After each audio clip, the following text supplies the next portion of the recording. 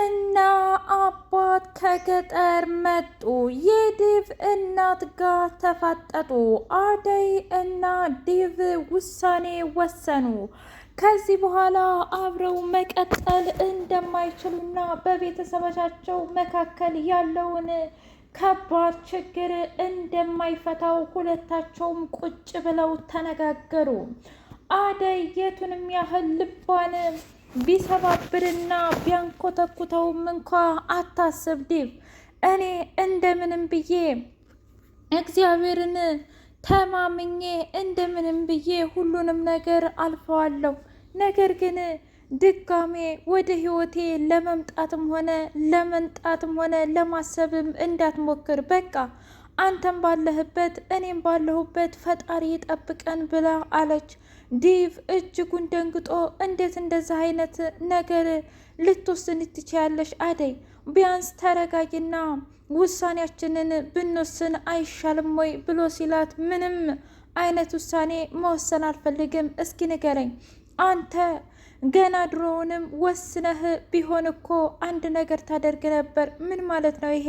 ስለ እኔ ሙሉ ማንነቴንና አስተዳደግን ጭምር ሳታፍር ትናገር ነበር። አንተ ግን ገና ለገና በእኔ ብቻ ስለምታፍር ነው እኮ እንደዚህ እያደረግከው ብላ አለችው። ኧረ እባክሽ እንደዛ አይደለም ተረጋጊ እያለ ቢላትም በቃ ዴቭ አንተ እንደማታከብረኝና እንደማትወደኝ አረጋግጫለሁ። ከዚህ በኋላ በቃ እባክህን፣ ምክንያቱም የውሸት ቃልና ይህ የማይረባ ነገር በፍጹም እኔ ላይ አይመጥነኝም እና ደግሞ እኔም መሆንም አልፈልግም ብላ አለች።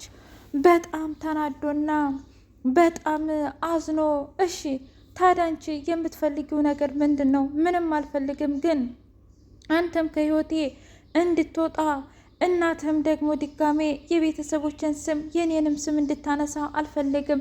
ስለዚህ ካንተ ቤተሰቦች አንድና አንድ መራቅ ብቻ ነው የምፈልገው ብላ አለች። በስተመጨረሻም ተማምነው ሁለታቸውም ለመለያየት በቁ። የአደይ እናት ምንድን ነው የሚሉት እሷ ሴትዮ ግን እራሳቸው ተዋደውና ተፋቅረው ነው እንጂ ሌላ ምን የተደረገ ነገር አለ?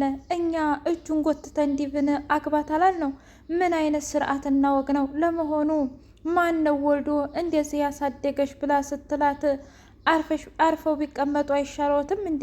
እዛው ገጠር ሂደው እርሻቸውን ቢያርሱ ይሻላቸዋል። ምክንያቱም ስለ እኔ ዲቭ የምታውቁት ነገር የለም። ምን ማለት ነው ይሄ ደግሞ? አልገባኝም። በቃ አንድ ጊዜ የሆነው ሆኗል። ከዚህ በኋላ ምንም ይሁን ምን እኔ ስለምንም ጉዳይ ማውራት አልፈልግም ከእርሶ ጋር ብላ አለች። እንደዛ ከሆነ ጥሩ። የአደይ አባት እጅጉን በከባዱ ቀወጡት። እንዳንቺ አይነት እናት ባይኖረው ይሻለው ነበረ። ትሰምኛለሽ? የኔ አደይ እኮ አንዱ ሀብታም ሲመጣ፣ አንዱ ባለስልጣን ሲመጣ፣ አንዱ ንጥጥ ያለ ነጋዴ ሲመጣ አሻፈረኝ ብላ ነው። ለነገሩ የነዛ የሁሉ ወንዶች ጡርና የኔ አባቷ ልመና ነው እንደዚህ አንቺ ላይ የጣላት። በስተመጨረሻም ያንቺ መጫወቻ ሁና ትቅር ልጅ ብሎ ሲል፣ አረባክዎትን አንቱ ሰውዬ አርፈው ይቀመጡ ብላ የአደይ እናት እንደምንም የድሮ ባሏን ለማሳመን ሞከረች። ሊሊ የአደይን እናት አባት አምጥታ ቤት በከባዱና ደስ በሚል ሁኔታ አስተናገደቻቸው።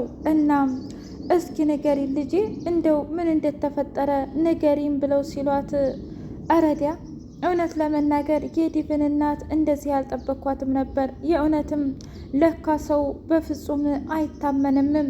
ማንንም ማመን እንዳለብን አላውቅም ብላ ስትል፣ አታስቢ። እናም ደግሞ እኮ የእውነትም ምናልባት አደይ ለመልካምና ለጥሩ ነገር ይሆናል። ሲጀመርም እኔ ድሮም ልቤ አልወደደም ነበር። እንዴ ለምን ማዘሯ? ምክንያቱም ዲቭን የኔ ልጅ ብርሃኔ ትከጅለው ነበረ። እውነት? አዎ። ይህን ነገር እኮ ግን ስሬስ መስሎ አልታየኝም እንጂ ነግረው ነበረ እነ ሄለን። አዎ እውነት ለመናገር ስሬስ ነበረ እና ብታይ ጧት ማታ እኔ እግር ስር ተደፍታ አልቅሳ ነው አደይን ራሱ እንዲፈቅድላትና እሰርጉ እንዲገኝ የፈለገችው እንጂ እሷ ተወደው ነበረ። አየሽ ሁለቱም ልጆቼ በአንድ ሰው ፍቅር አብደው ነበረ። ስለዚህ ይበቃቸዋል ከዚህ በኋላ ብላ አለች።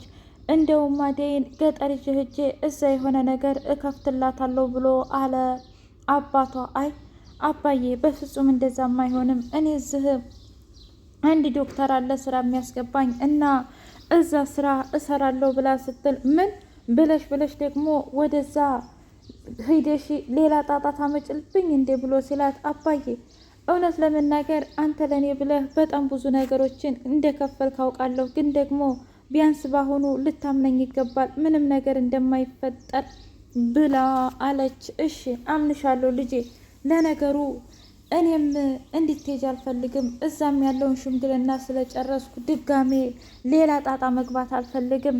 ንስሐዬን ገብቼ ቀሪ ዘመኔን መሞት ነው የምፈልገው ብሎ ሲል አደይ ደነገጠች። እንዳባዬ ከአንተ አንደበት ነው ይህ የሚወጣው?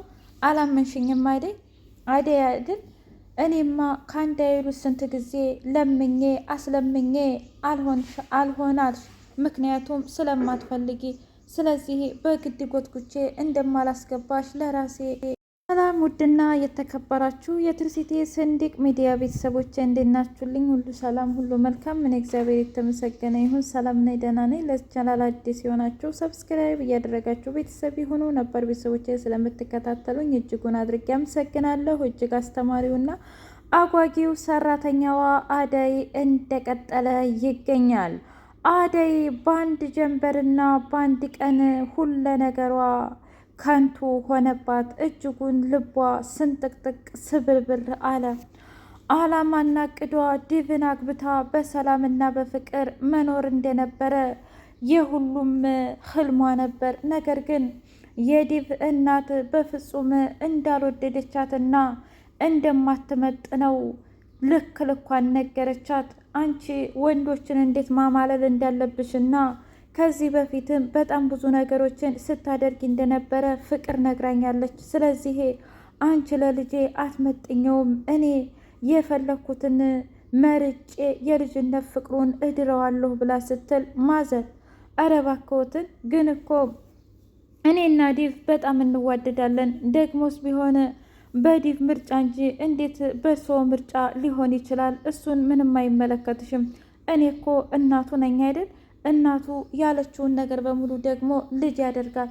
ስለዚህ አርፈሽ ብትቀመጭ ይሻልሻል። እባክሽ እንዴት ተከበርሽ? ከዚህ ቤት ውልቅ በይ ብላ ስትላት በጣም ደነገጠችና እርስዎስ ግን በጣም ያሳፍራሉ። እኔ ምንም ችግር የለብኝም፣ ምክንያቱም መሄዱን እሄዳለሁ። ግን ደግሞ አንድ ማወቅ ያለበት ነገር አለ። ፍቅር በገንዘብ ወይም በሀብት በመልክ የማይለካ ነገር ነው። እኔን በጣም ጀግና በርች ብለሽ ልታጠነክሪኝና ሞራል እንደ እናት ልትሰጭኝ ሲገባ አንቺ ግን ምን አደረግሽ? እኔን ጭራሽ አዋረርሽኝ እና ከዚህ በላይ አንቺን ቁሜ የማዳምጥበት የለኝም። እናትና አባቴን ደግሞ እንድትናገራቸው አልፈልግም። ምክንያቱም አንቺ ስለ እኔ እናትና አባት በፍጹም አታውቂም ብላ አለቻት። እኮ ነገርኩሽ እኮ እኔ ማወቅም ሆነ ምንም ማለት አልፈልግም አልኩሽ አይደል እንዴ? ለምንድን ነው የማይገባሽ? ስለዚህ አርፈሽ ብትቀመጭ ይሻልሻል። እሺ እቀመጣለሁ። ድጋሜም ወደዚህ ቤት አልመጣም። ግን ደግሞ አንድ ቃል የምገባለት ነገር አለ። ምንድን ነው እሱ? ምክንያቱም ዲቭ ከፈለገ በፍጹም እርስዎ እንደማያስቆሙት ልነግረው እወዳለሁ። ያኔ ምናልባት እኔም ለመፋለም ዝግጁ ሁኜ እመጣ ይሆናል ብላ ስትል አታስቢ። ምክንያቱም ዲቭ አንቺን መቼም ቢሆን አይወድሽም፣ አያፈቅርሽም፣ አብሮሽም ደግሞ አይሆንም ብላ አስረግጣ ነገረቻት። በጣም ጥሩ። እንደዛ ከሆነ ታዲያ ምንም የሚያጨናንቅ ነገር የለም። እኔ ለማንኛውም መሄድ አለብኝ ብላ ሄደች። ምን? አዎ መሄድ አለብኝ፣ ምክንያቱም አንዳንድ ጊዜ ከማይመጥነኝ ሰው ጋር መቀመጥ ራሱ በጣም እጅጉን ያሳፍራል ብላ አለች። ውድ የትርሲቴ ሰንዲቅ ሚዲያ ቤተሰቦቼ የዛሬው ሰራተኛዋ አደይ ይህንን ይመስላል። በቀጣይ ቪዲዮ እስከምንገናኝ ሼር፣ ላይክ፣ ሰብስክራይብ እያደረጋችሁ ቤተሰብ ይሁኑ። ውድ ቤተሰቦች እናንተ በእሷ ቦታ ብትሆኑ ምን አይነት ውሳኔ ትወስናላችሁ? ዲቭንስ ብትሆኑ